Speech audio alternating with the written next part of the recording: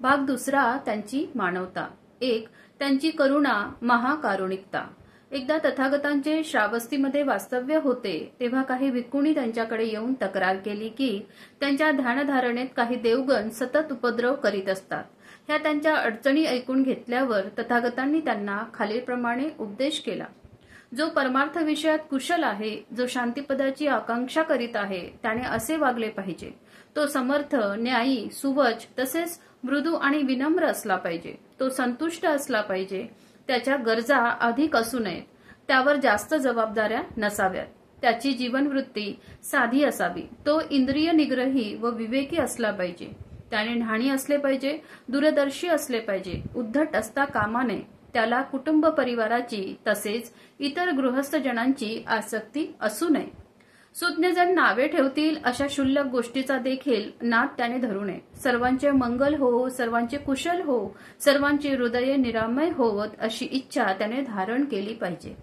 कसेही प्राणी मात्र असोत, सबल किंवा दुर्बल, उंच किंवा ठेंगणे, सुदृढ किंवा मध्यम, मोठे किंवा लहान, कोणतेही प्राणी असोत, दृष्ट किंवा अदृष्ट, दूरस्थ किंवा निकटस्थ, जात किंवा अजात, ते सर्व प्राणी मात्र सुखी होत।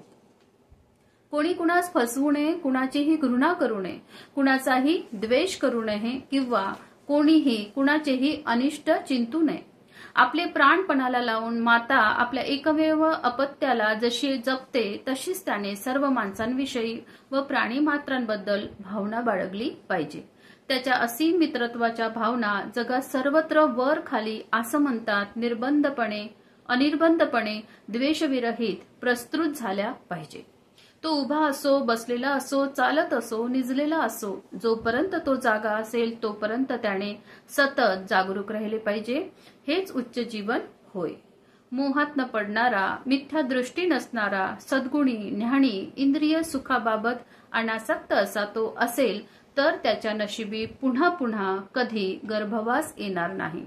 सारांश, भगवान बुद्धांनी त्यांना उपदेश केला, आपल्या शत्रूवरही प्रेम करा।